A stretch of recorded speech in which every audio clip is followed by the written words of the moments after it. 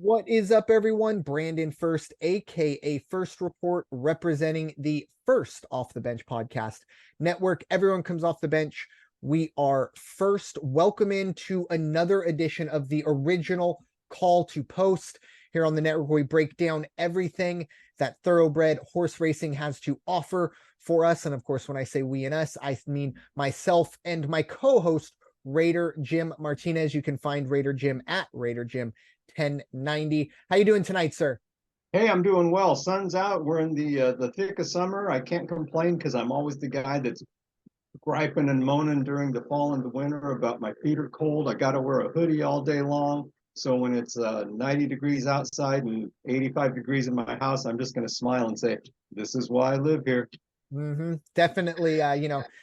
Don't go on social media either and post about how hot it is and have relatives in either Texas or Arizona, because they will show you that, you know what, it might be hot for you, but it is a lot worse elsewhere. Once again, nice little, subtle reminders that, San Diego, it does get hot here, but it's probably still a lot better than most places. But yeah, it's getting a little hot. I'm sure everyone is dealing with it. Hopefully, wherever you are staying cool and hydrated. But for what we're bringing to the table, as always, we got a great look ahead to the big races this weekend.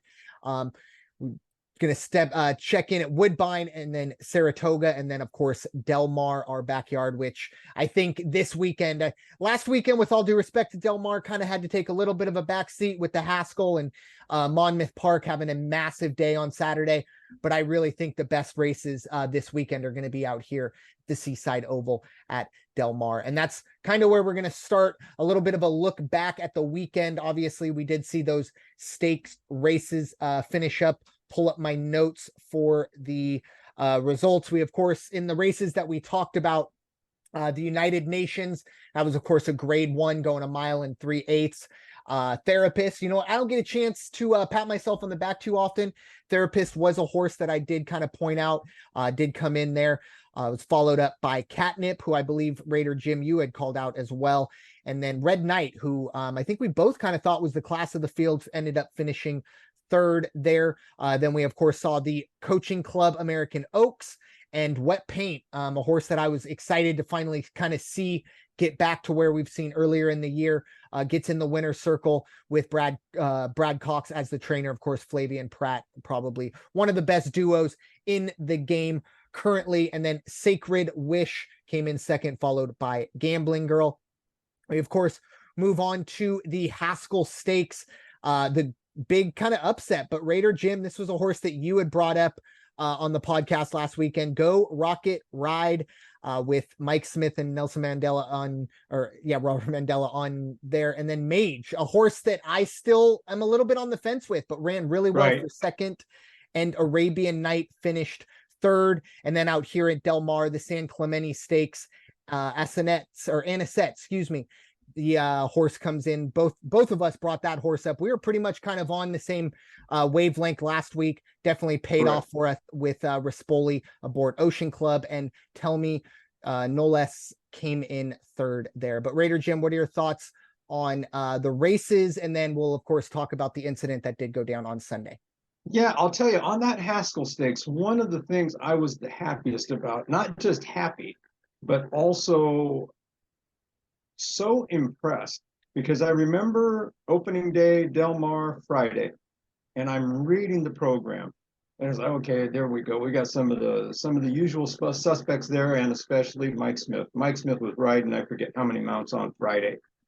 Then all of a sudden, I see Mike Smith is riding in the Haskell Stakes. So that means sometime between the feature race on Friday, he left Del Mar, went to an airport, got on a jet, got himself back to is it Saratoga or Monmouth? It was Monmouth. And I was like, wow. And then wins the race. And then he wins the race. And it was just great to watch, great to see. And then I believe he was back on Sunday riding again. And I know he's back here this weekend too. So these guys, anybody who thinks that they're a pampered bunch, not necessarily so. I mean, these guys are earning it. Flavian Pratt was back there last week. He's back also again, riding back east, but is going to be back out here before too long.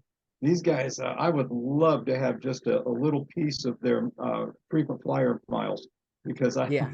I could make some, I could take some trips then. But yeah, Mike Smith riding Go Rocket Ride, I think it was went off at 12-1. Fantastic odds on that one. That was a great race. The other ones, as you already called out, Red Knight came in. I had Red Knight coming in first or second with Catnip, Planetario, Yamamoto. Yamamoto did not show. Planetarian, I think, came in fifth. Therapist, I did not have on my card, but you did. Did pick up Catnip and Red Knight on the place in the show. So United Nations wasn't bad. And then the other one was the coaching club, the America Oaks. Hoosier Philly was one of the horses I had picked. It was going to be Wet Horse or Wet Paint, Hoosier Philly, Gambling Girl, South Lawn. Well, Hoosier Philly got pulled from that race, had a bad foot injury. Not bad, but a noticeable foot injury. And so ended up being a scratch the morning of the race. Did get Wet Paint. Sacred Wish was not on my card, but got the place. Had Gambling Girl. Gambling Girl got there. Now, Gambling Girl actually left the gate as the favorite, a little less than 1.5-1. Still ran a great race. South Lawn had just a bad race all the way around. Wet Paint had to work because they actually got stumbled on by South Lawn. South Lawn stumbled, kind of bumped Wet Paint coming out of the gate. Nothing there, nothing flagrant. It was an accident. Wet Paint had to come back and really ride from the middle of the pack. Held right around, steadied in the fifth position, the half, the three-quarter. Got into second place coming into the stretch and chased down Sacred Wish.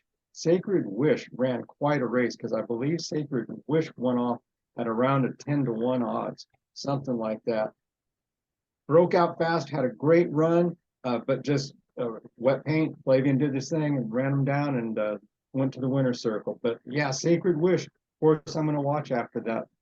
As far as the Del Mar races go, no real surprises that you already talked about. After week one, it was Umberto Rispoli, had 22 mounts, ended up in the money 64% of the time, banked $402,000 in purse money.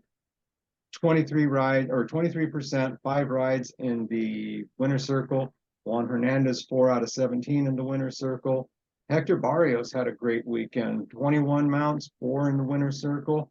All those guys did very well. Top 3 trainers, no surprises. Doug O'Neill, number 1, Phil D'Amato, number 2, and there's that name again, Bob Baffert, number 3, off to a great start for all those trainers. So it's nice to have Del Mar off and going, and they're running right now. I haven't had a chance to look at the program today because we're getting ready for the podcast here. Yeah, it was definitely, I mean, the travel, like you said, that's just incredible. And it's not Mike Smith the only one who does it. I know there are a lot of, or not a lot, but there are definitely a select few, I should say, that if they want, and that's something that gets built into it. Not only it's almost kind of like essentially writing 6 very short drag races in a star, the funny cars, I think is what they're called, 350 horsepower, 300 miles an hour, blah, blah, blah. Doing 6 of those, in whatever, a 4-hour span, hopping on a plane, then doing it all the way on the other side of the country, jet lag and all, be darned. Hats off to them. But yeah, in terms of what we saw last weekend, I've always been kind of drawn towards the fillies. It seems like lately, even going back to the Malathot, the versus Monomoy Girl versus Swiss Skydiver, those Oaks races always kind of, for whatever reason, seem to kind of perk me up. And this CCA Oaks was the same, especially considering, it was so wide open. I think last week when we talked about it, might have been, probably the most wide open race we talked about. And sure enough, that's kind of how it came down when it was all said and done.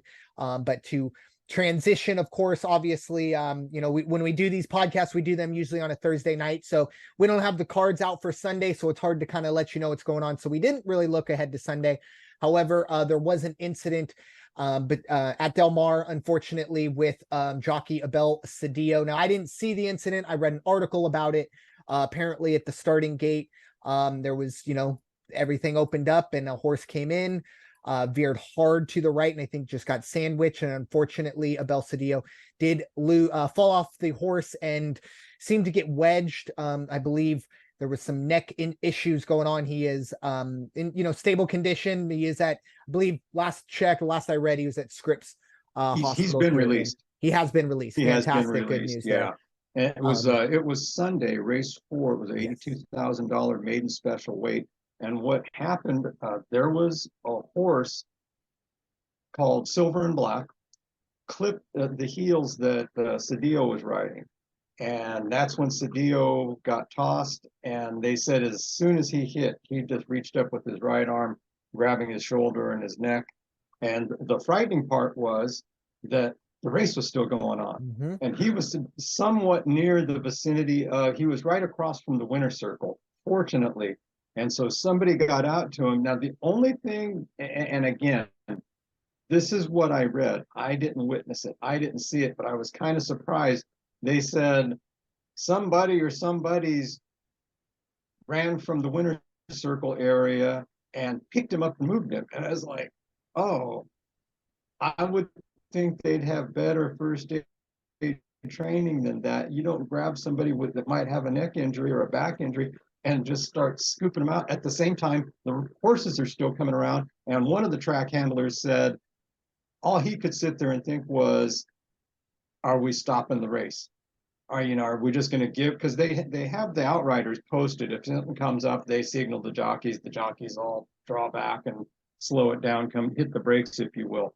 So so this horse gets bumped, he gets clipped, Cedillo goes down, they get Cedillo safe, into a safe area. And then it didn't stop from there. So Silver and Black was disqualified outright. The horse that won the race was a horse called Don't Fight the Fed. It went off at just over 2-1. Fight the Fed ended up being disqualified because they said it bumped a horse coming into the home stretch that ended up being called the winner. So Cowboy Mike, who finished second, got elevated to first. Don't Fight the Fed got bumped down to the place, and a horse called Ship and Scam came in and got the show position at about 4.5-1. But I mean, it was almost like that, what we witnessed at the Breeders' Cup, when all of a sudden, this horse is going to run, but they're not going to be able to make any money, and sorry for your bets, too bad. It was, what a fiasco. Does not set well for the start of the racing season, because that wasn't the only incident. Apparently there was another jockey got hurt over in the Midwest or somewhere like that as well. Not to the same degree. I think it was more of a hand or arm injury. But, when Blood Horse Publications is putting it up as something they need to discuss, these are serious things. 100%. And as you mentioned, I think the scary thing was where it happened. I think when we usually see this, unfortunately, it has become maybe a little more prevalent. But it still is somewhat rare. But when we do see it, it's usually maybe in the home stretch or the back stretch, and you don't have to worry about essentially the train coming down the tracks, if you will. And that was my first thought when I read the article. And myself, I don't like to see those videos. I'm not one of those people that Right. in a football game, when I see something and they go slow-mo, hey, look at his knee. I'm looking anywhere but that. So I didn't go look it up, and I'm not going to. You can if you want. If it's out there, I don't know. Anyways, but my first thought was, what is the procedure for that, right? Because the last thing you want to do. Now, luckily, when he went down, as you said, he made that motion. So the paralysis maybe at that exact moment wasn't a big thought, because he had already, moved. It did not like he went down and was just kind of stuck, if you will. But my first thought was, what do you do when the worst thing you can do for this person is also the best thing you can do for that? Like, it's such a catch-22, because in those situations, it's don't move him until we're 100% sure he can be moved, as opposed to we're on the clock. It's about a minute or so. But at the same time, I kind of think of it as, unfortunately, it's like trying to untie somebody from one of the old timey Western. Someone gets tied on the train tracks and the train is coming down, and are they going to be able? It's such a tough thing. The key here is that, he has been released. Ideally, we do see Abel Cedillo riding again, and I'm sure if he's cleared, he'll get literally right back on the horse. They're saying it's about a 6 to 8 week period of physical therapy. So I dare say, God willing, he'll be back before the last couple of weeks of the season. But 6 to 8 weeks, that takes us right through August. Yeah, and that's going to be then looking kind of towards possibly Bing Crosby season or something like that. But that's the key, is he's out, and God willing, he'll get back on the race horses, and we'll see him ride again. Probably not the most well-known jockey, but I think out here on the West Coast, I think I know him for sure. He's a guy who can catch fire. I feel like I've been to the track a few times where it's race 10 and you're looking down going, man, how many has Cedillo won today? Yeah, he had won a couple last weekend before that happened. Yeah. He was off to a good start. Yeah. So, but best wish to him. But going forward, I think for Del Mar, I think at the very least, there needs to be a procedure being set, because, unfortunately, or actually I should say, fortunately, we don't see this type of injury on this part of the track often, but at the same time, it's happened. How do you safely, for the people who get on the track, to get him off, and of course the rider as well, going forward. And also, I do want to note, the horse was not injured. None of the horses were injured in this. The horse that dropped, or that Cedillo fell off of, just kind of walked off, kind of didn't keep going on the race, kind of didn't want any part of any of it. So all's well, at least on the equine side of that. So going forward, it is time to look ahead to the weekend that we're going to have. We have 5 races we're going to be checking out at 3 different tracks. We're going to start at Woodbine, the Grade 2 Seagram Cup. Raider Jim, you got the point on this one. What you got for us? Woodbine, race 8 on Saturday, 1 1/16 miles on the all-weather track. That means it's a synthetic track. Kind of interesting as I looked at the races that we're going to talk about today, starting with this Woodbine race. $175,000 purse. It is a Grade 2, only 6 entries. And there was another race where there's only 4 or 5 entries, and a bigger race, if you will, bigger stakes race. And I'm not understanding how the track managers can only get that many entries. You don't want to load it up with a bunch of horses who don't have any, right to be on the track. I understand that, but there's got to be some competitive horses out there that they could fill the fields a little bit more. But this one, and this is clear cut, the favorite in this one, morning line already, the 4-horse Tyson. But as much as Tyson probably could be the horse to beat in this race, to see the odds already at 2 to 5 just astonished me. I couldn't believe it. That just seems ridiculous. I don't think it'll stay at 2 to 5. I think it's going to move up slowly but surely. If it gets to even money, I won't be that surprised. Maybe make it only to 4 to 5, but 2 to 5, you don't see that a lot. Morning lines 3 days out, and after that, that's the favorite. That's the 4-horse. There's also, quite honestly, my ticket. I like the 5 and the 6-horse just as well, or a little bit better. The 5-horse is a horse called Carruthers. Carruthers, great value at 8 to 1. The 6-horse King Max at 3 to 1. Let me tell you, Carruthers is kind of a wacky horse, if you will. They can watch this horse and tell you that he's kind of like marches to his own music, if you will. He gets a little distracted on the track, and yet when they finally whisper the right thing in his ear and he dials in, boy, heads down, ears are back, and that horse is moving. Carruthers has already beat Tyson once, and I believe it was 2 races ago. So don't look for Tyson to necessarily run away with this. I think both Carruthers and King Max both have an opportunity to best Tyson in this one. That's my guess. That's my estimation. Those are the 3 horses on my ticket. You also have the 3-horse Artie's Storm. Right now at 12 to 1. Artie's Storm is pretty competitive, could surprise somebody, come in underneath, might fill in a show position. Don't expect this horse to win the race, though. It's not going to do that. And then the other one would be the 1 and 2 race, or excuse me, 1 and 2 entries on the rail. You've got Clear Destination right now at 20-1, and then out of the 2 slot, you've got 77 Stone. Now, neither one of those horses are going to surprise anybody by even getting in the money, I don't think. They're out there. It's almost like having rabbits in a track race. Somebody's got to go out there. Somebody's got to run and get these guys going. So we'll see what happens. The 2 horses actually has the one that has a fast pace, known for a fast paced break out of the gate, but it won't be fast enough to fight off Tyson, Carruthers, or Kingman. Yeah, I didn't have the DRF for this one, so I kind of flew a little blind. But the one horse that did kind of catch my attention in my rough looking overs was Carruthers. And what stuck out to me was the numbers where this horses ran this year. 98, 95, 94, 97, 98. Yeah. Now, last time out, however, dropped all the way down to 71. Obviously did not run very well. That was at Woodbine.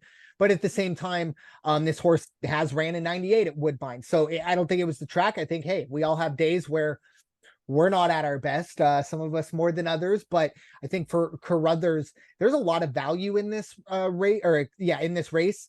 And another bit of, nugget that I found, last year's winner, look, I know it doesn't really matter, but just throwing it out there, last year's winner was War Bomber. It went off at 18-1.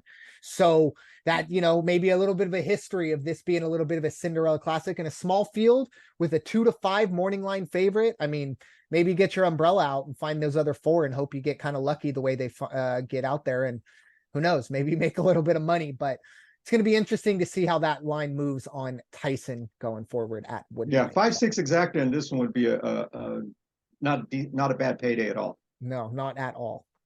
So moving forward on to notes ready. Yeah, we are moving to Saratoga, and we're gonna start with the Alfred G.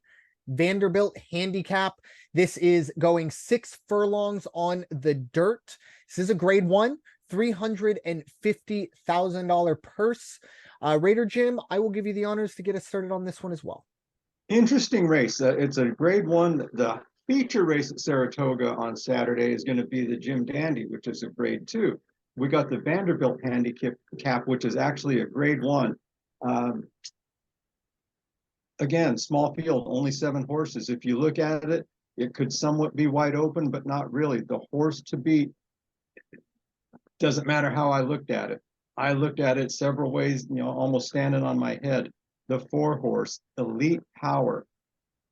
There's nobody on the track that can beat this horse. I'm convinced. There's already now this horse at 4-5 morning line right now makes a lot of sense. If you look at what this horse has done from June 2022 through June of 2023, 7 races, 7 to the winner's circle, including winning in 2022. They won the Breeders' Cup Qatar Sprint. And then this past February, they ran at Rihad over in the Medane course, won the Rihad Dirt Sprint. When you're winning those races, first you're invited. That you're invited is a statement. That you win the race is a bigger statement. And then won a grade 2 True North at Belmont just not that long ago. This is the horse to beat, and I don't think anybody's going to do it. The closest one that has a chance and ran at the dirt sprint in Medane is number 5, Gunite. Gunite right now is 8-5. So this race does not have value. That's all I can say, because those are the 2 horses. It's going to come down to a match race between those 2. I've got number 6, Dean Delivers at 8-1 as my 3rd choice underneath. But after that, it's kind of a head scratcher. Yeah. Not only has Elite Power, as you said, won the last 7 races, it's been a length plus each every time. 9, 3 1/4, 3 1/2, 5 3/4, 1 1/4, 1 and 3 1/4, and then 1 3/4, including, as you said, the Breeders' Cup Sprint. Probably, arguably the best sprinter on dirt right now. As you said, Gunite did run in Riyadh against this horse, wasn't really a factor, finished 3.25 off. Those are, the two that jump out to me, but you hit the nail on the head with Dean Delivers. I think there's a lot of value here. Yeah. Maybe there's a chance that, Gunite maybe just wants to get as much distance between him and Elite Power as possible, and maybe Gunite runs himself out and we can see Dean Delivers get up to second. But I agree with you. Elite Power, it's hard to bet against a horse that's won 7 in a row and been doing it at the level that this horse has been doing it at. But I do think at 8-1 for Dean Delivers, this horse has gotten better each and every time out. Going back to last November, we saw 90, then 91, 92, 95, 96, 99. Last time out at Gulfstream, we saw 100. So this horse has the speed to factor in.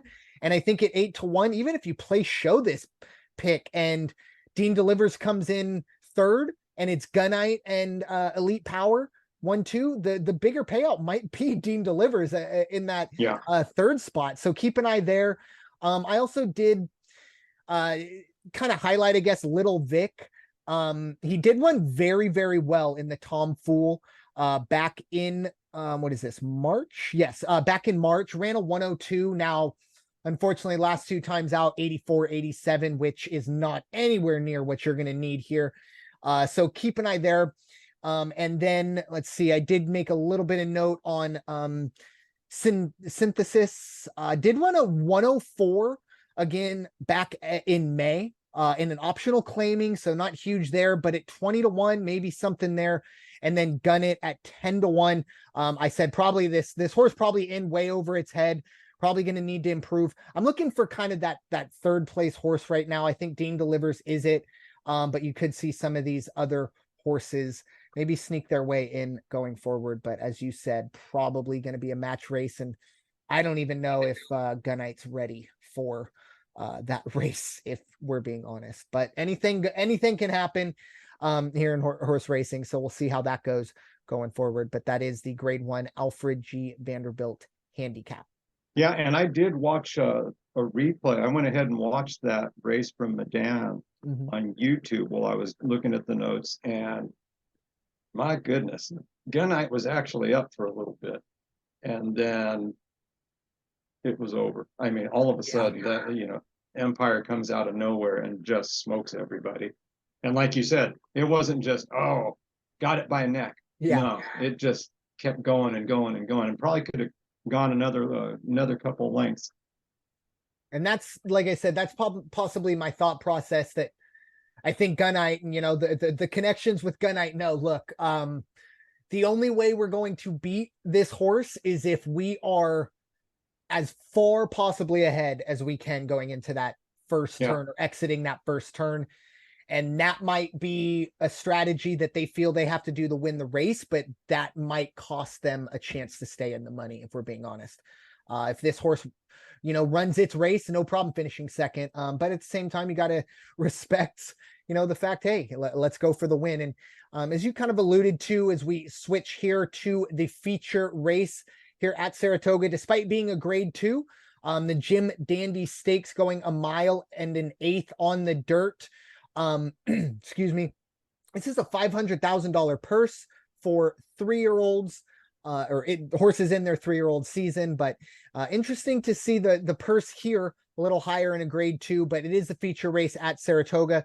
I'll get this one started off. If you're talking about this race, you got to start with, maybe one of the most thought about 3-year-olds heading into this year. It was Forte, the 2-horse. Was looking like it was going to be one of the few horses to win the Breeders' Cup Juvenile and then turn it into a Kentucky Derby win. And then unfortunately on Derby morning was scratched from the Derby. And then we did see it run well in the Belmont, but not well enough. Finished second, nice 100 score there. But bad luck, I think, overall has kind of hurt Forte's 3-year-old campaign. But I think a win here could get momentum moving in the right direction. I think it's the class of the field, but it's 7-5. I don't quite know if there's a ton of value there. The other horse I have, of course, keep my eye on is the 4-horse Saudi Crown. Lost last time out, and you go, oh, it was, a grade 3. This horse only came in second, but it ran a 106. So hats off to Fort Bragg, who ran very, very well in the Dwyer. But Saudi Crown is 5-2. And I think when you can come off a 106 and you're at 5-2, I like that number right there. I don't want it to get any lower than that. And then third is Angel of Empire. This is a very small field, as we've kind of alluded to, only 5 horses, I should say. Angel of Empire, another horse that was in kind of the Derby mix, or Triple Crown mix, I should say, ran okay in the Derby. I expect a little more, kind of surprisingly became the favorite after Forte dropped out, finished third in that race. And then I thought this horse was going to run a lot better in the Belmont.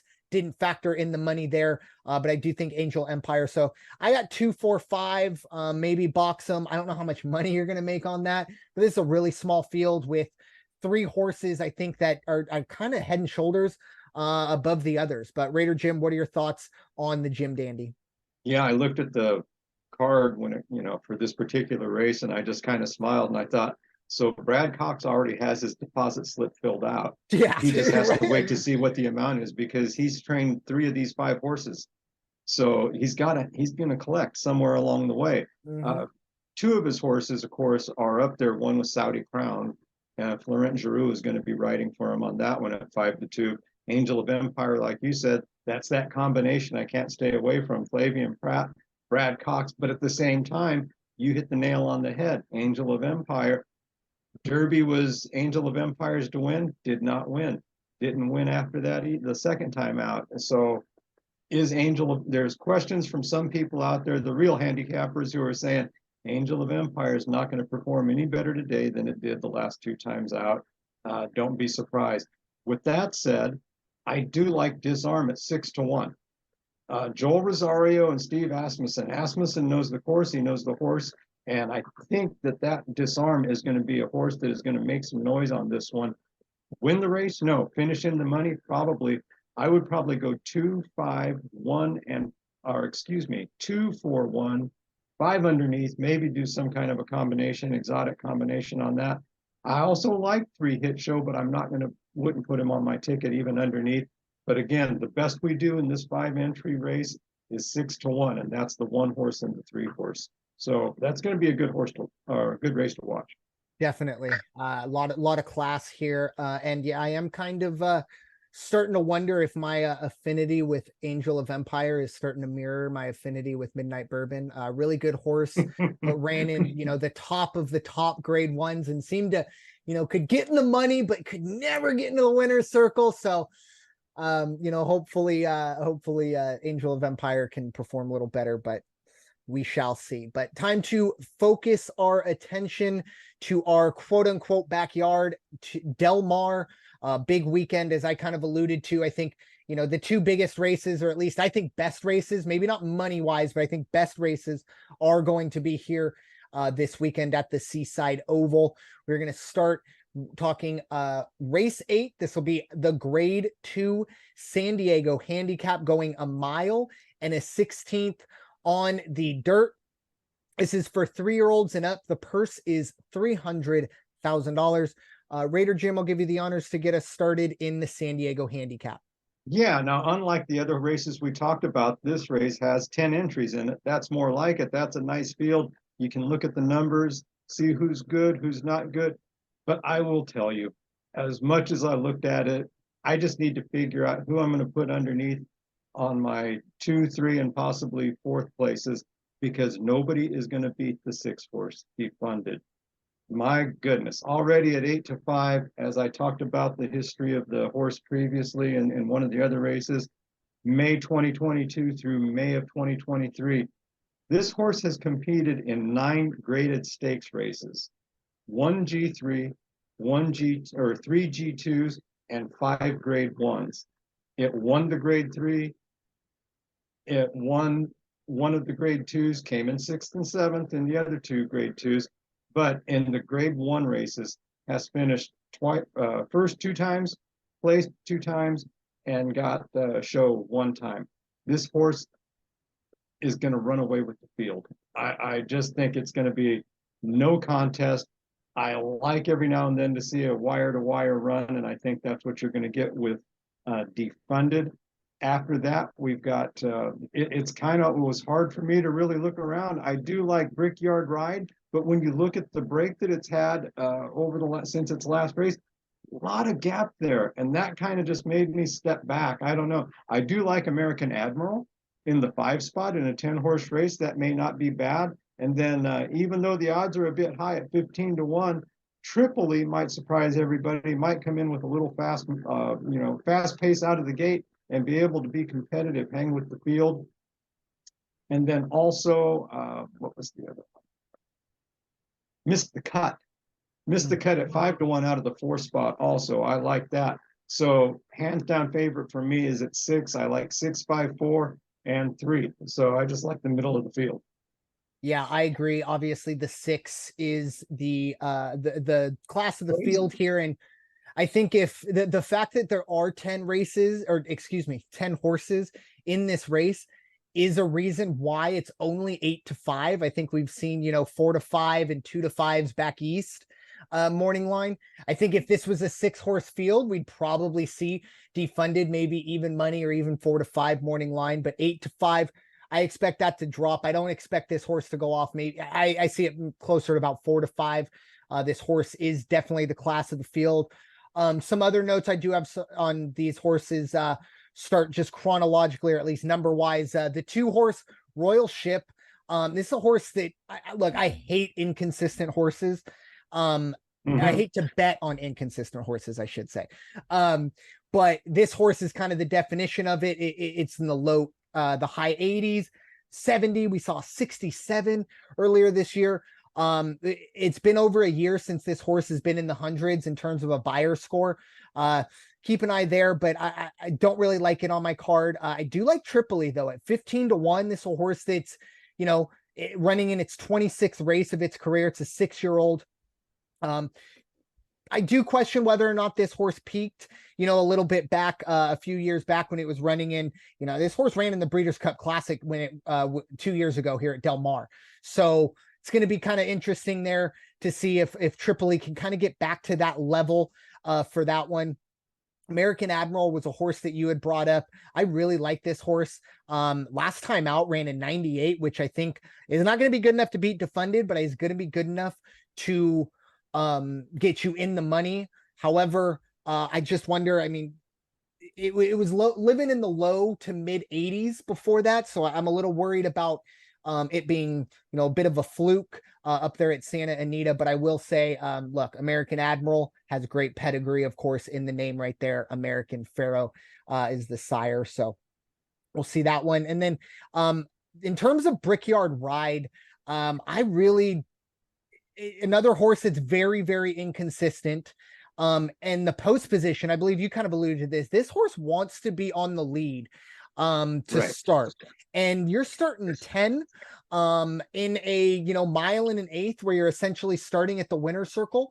Or actually, no, I'm sorry. Let me take that back. Probably about another 300 or 400 feet before the winner's circle, now that I think about it. So it's going to be take a lot to get up front and kind of cover some ground. And if the traffic's a little more than Brickyard Ride wants, that's tough. And the other part of this too, I'm a little concerned. This horse has never ran at this length.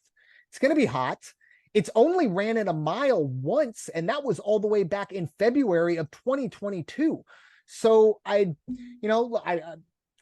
Lewis, not familiar with him, but I guarantee you that man has forgotten more about horse racing than I'll ever know. So I'm not questioning him, but it's a little interesting to see it.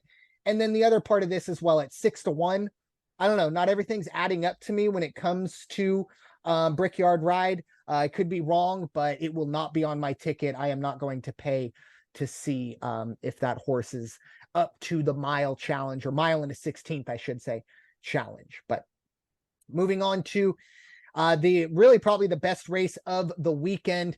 It is a grade 1, and it is a Breeders' Cup Challenge Series race, meaning the winner of the Bing Crosby Stakes will get their ticket punched to the Qatar Racing Sprint, which will be up at the Breeders' Cup up at Santa Anita.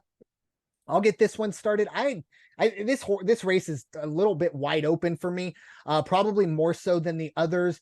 I will say the horse that I think probably is the most impressive for me is the 4-horse, the Chosen Brawn. This is a horse that's won, let's see, 7 straight wins. But I will say they have been in lower grades. This will be the last time this horse ran in a graded stakes race. That was the last time it did not win. So that'll be interesting. Another part of this, 15 out of 16 runs for this horse in its career have ended in the money. So 4-1, interesting to see where that number goes. If it stays at 4-1, I'm a big fan of Chosen Brawn because this horse is going to get in the money. I really do feel. The other horse that I have my eye on is Spirit of McKenna, the 2-horse. Really like the consistency, but only 5 runs for a 5-year-old. So that's something that's a little, interesting. And in my notes here, Raider Jim, I've been meaning to ask you, we of course have Joe Bravo aboard this horse. Are we allowed to call him Jersey Joe anymore? Or, I mean, I think he's looking for a new moniker. Yeah. I mean, I was thinking La Jolla Joe. I mean, but the J's don't really roll off the same way. So I don't know. We're going to have to workshop that, but yeah, Joe Bravo, he'll be aboard Sea of McKenna, and the other horse, let me find it here on my notes. There it is. The 10-horse, or excuse me, the 11-horse, Dr. Scheibel, a horse that's kind of been a mainstay at this level for quite some time. 10 out of 12 runs for this horse have been in the money. I am going to throw out last race because it just seems like the connections, they really want to see if this horse can run at a mile. Unfortunately, it's just not good, not as good at a mile as it is at sprinting. But Raider Jim, what are your thoughts on the Bing Crosby Stakes? Yeah, there's some names down there that I recognize that I'm trying to see. I had a fascinating fact, but I lost it now. I do have down number 11, Dr. Scheibel, at 7-2. That horse is just a mainstay at Del Mar. Runs very well on the West Coast, and at 7-2, you can't go wrong with that. You also have Juan Hernandez on the saddle, but I think the horse that's going to surprise and is going to be definitely on my ticket, possibly in the winner circle, who knows, definitely a 1 and 2 spot for me, and that's the number 9 horse, Sibelius, at 6-1. Great value, and I'll tell you why. I go back to what I know. The Medan people, as holds true with a lot of the European tracks and Japan too, we don't get a lot of result information on those. All you get is, here's who came in first through third through fourth through sixth. You don't get what was the speed, what was the time, what was the distance. But Sibelius won a grade 1, the Dubai Golden Shaheen race at Medan. Tell you what, if that horse went over there and did that, that horse could do some damage on Del Mar's track. So I've got 11, 9, 2 Spirit of McKenna, and 4 Chosen Brawn. Those are my 4. Sounds very similar. And when I do my notes here on with DRF, if you're familiar with DRF, you of course have kind of the positions and you can put your notes in. I had those 3 horses in my 1 spot, and then once again, I'm not making this up, the 9-horse kind of in my 2nd slot.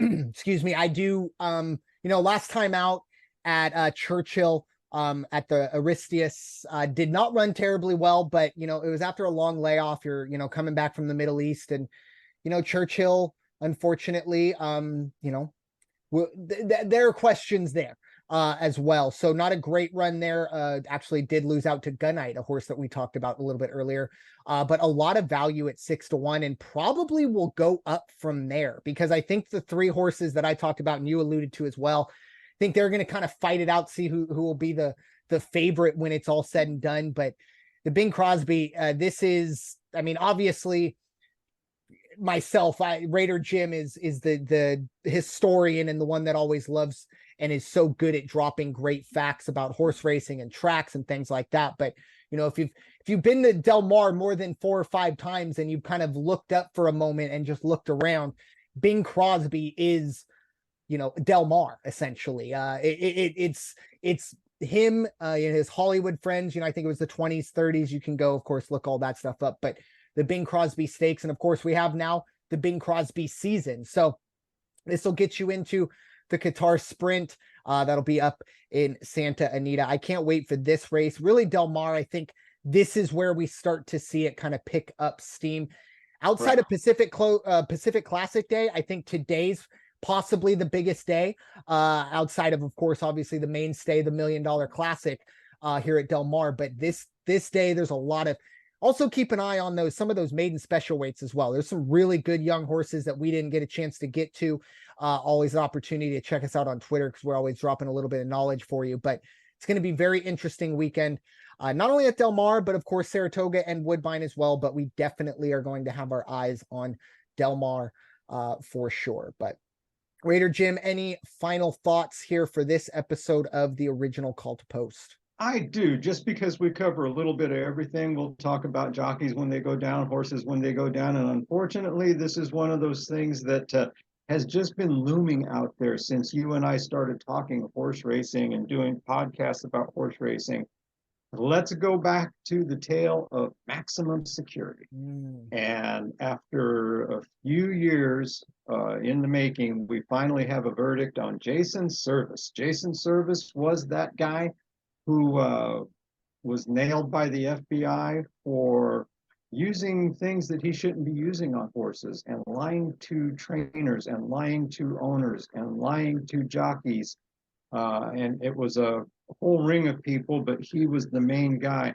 He is going away. He was sentenced to 4 years in prison. And I'll tell you what, reads like a movie, because he had a very good representation. His attorney was very, very good, and actually stood in front of the judge and said, you know what, 4 years, that's ridiculous. It's not like he's this guy. And she started naming all the other defendants. And the judge looked and said, yeah, but you broke the law. And quite honestly, I think more than 4 years would have been fair. She apparently wanted to send him away for a long, long time, just to relive what he did. He used something called clenbuterol, which is a bronchodilator, which just basically, it's almost, think of an inhaler for somebody who has asthma. Opens them up, relaxes, but it gives them that kind of a thing. But it's not to be used for the way he was doing it. But the big one was substance he used called SGF 1000, sold by a group called Medivet Equine, produced by a group called Tailor Made Compounding. And their marketing deal was, and this is a quote from Blood Horse publications, quote, all natural drug-free products and lab services designed to optimize the overall health and performance of performance horses. Now, here's the problem. The guy that was the director of sales for this group was a guy named Michael Kegley, and they also had involved a vet, Dr. Christian Rain. They were all both indicted and got in a lot of trouble before Jason Servais ever got sentenced, because those were considered to be misbranded or adulterated, meaning they were not FDA approved, which they're supposed to be FDA approved for use with, equine performance, horses, whatever you want to refer to them as. They just did a whole bunch of things wrong. And it wasn't so much, it's bad enough that he was doing that, because he gave some of these horses the false sense of being able to just go out and perform at another level. Well, it puts the jockeys in peril. It puts the other horses on the track in peril. And through it all, this guy was responsible for the manipulation of $25 million in purse money.